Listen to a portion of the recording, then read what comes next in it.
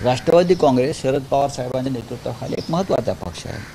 उद्धव ठाकरे यांच्या नेतृत्वाखालची शिवसेना एक महत्त्वाचा पक्ष आहे। प्रत्येकजण आपापल्या उमेदवारांना आपापल्या जागांवर तयारी करा अशा प्रकारच्या सूचना नक्कीच देत असतो।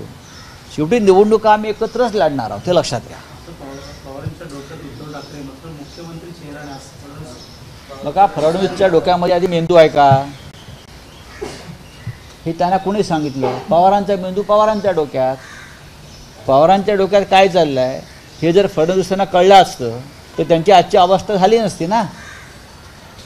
आज त्यांची जी घसरण झालेली आहे त्यांच्या आयुष्याची आणि राजकारणाची आणि प्रतिष्ठेची, बरं का, तुम्ही शरद पवारांच्या डोक्यात काय चाललं हे तुम्हाला 100 जन्म कळणार नाही। शरद पवार साहेबांच्या डोक्यात काय चाललं आहे, कोण आहे काय नाही। 2019 साली सुद्धा पवारांच्या डोक्यात काय होतं हे फडणवीसांना कळलं नव्हतं, आमच्या डोक्यात काय होतं ते, पण झाले ना उद्धवजी मुख्यमंत्री। 2024ला हिंमत असेल तर वेळेत निवडणुका घ्या, मग कोणाच्या डोक्यात काय आहे आणि डोक्यातून काय बाहेर येतं हे जेव्हा समजेल तेव्हा फडणवीसांचा मेंदू काम करायचा बंद होईल। 4000 कोटी ज्याने निवडणुकीसाठी काढून ठेवलेत बाजूला, तो सामान्य माणूस। 50-50 खोक्याला आमदार विकत घेतले, 100 खोक्याला खासदार विकत घेतले, तो सामान्य माणूस। सामान्य माणूस, सामान्य माणसाची व्याख्या बदलावी लागेल, बरं का।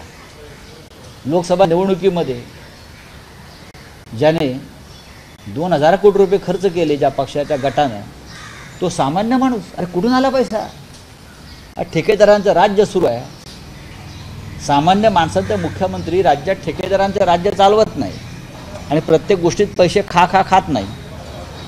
चला, मणिपुर में हमला हो रहा है, मणिपुर में आज भी महिलाओं पर अत्याचार हो रहा है और देश के गृह मंत्री मुंबई में आकर मजे उड़ा रहे हैं। मुंबई में क्या है आपका काम? मणिपुर में जाने की हिम्मत दिखाइए आप।